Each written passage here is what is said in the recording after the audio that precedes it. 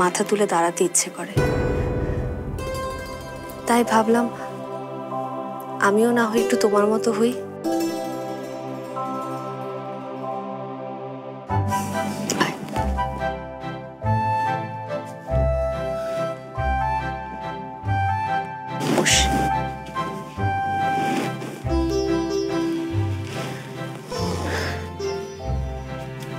আমি সূর্য না রে, তবে তুই সূর্যমুখী সত্যি।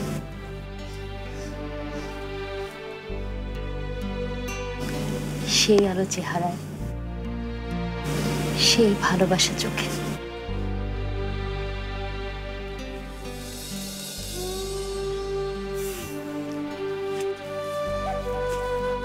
বসো।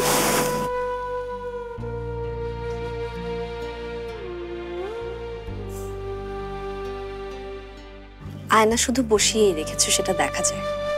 নিজেকে কোনোদিন দেখো না, বোঝা যায়। তুমি সূর্য আপা, সূর্য। সূর্যকে ঘিরে যেমন গ্রহ উপগ্রহ ঘোরে, এবারের প্রতিটা মানুষ তোমাকে কেন্দ্র করে ঘোরে আপা।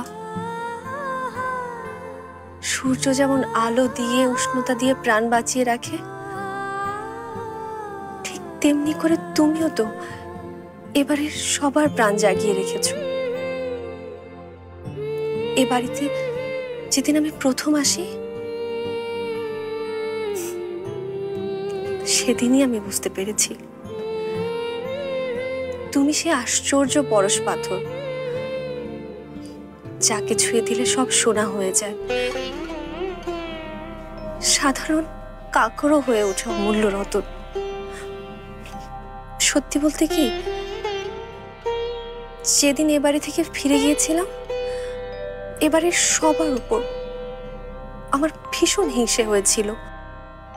তোমরা একটা পরিবার, এমন করে তুমি সবাইকে বেঁধে রেখেছো।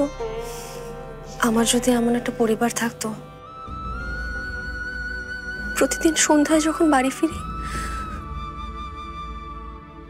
ঘরের চারটা দেয়াল আমাকে খেতে আসে। দেয়ালে টাঙানো নিঃসঙ্গ গাছটাকে দেখি আর আমার চোখ ভিজে ওঠে। মনে হয় আমিও ঠিক ওই গাছটার মতো একা দাঁড়িয়ে আছি নিঃসঙ্গ মরুভূমিতে। তোমাকে আমার ঈর্ষা হয় আপা। তোমার আলো ধার করে আমি যদি চাঁদ হতে পারতাম।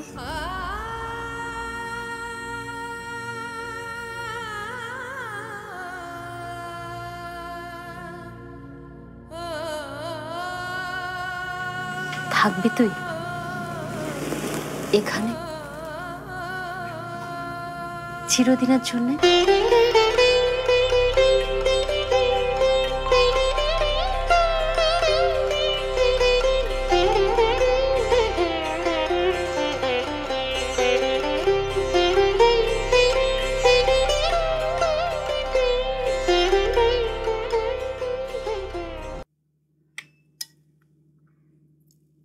আরে রে, কি করছেন?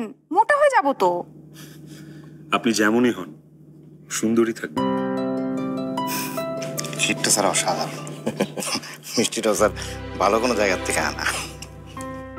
দারুণ অনুষ্ঠান, সাংঘাতিক। খেয়েছেন স্যার? খান আপনি, আমি খাবো পরে। আপনি কি সবার সাথে এরকম করে কথা বলেন? কেন? সবার সাথে এভাবে কথা আসে না। আপনার সমস্যাটা কি বলুন তো? আপনি আমার সাথে কথাই বলতে পারছিলেন না, তারপর ঘুড়ির সমান এত বড় একটা চিঠি লিখে দাওয়াত দিলেন, আবার আমার সাথে এখন টালমাটাল কথা বলছেন।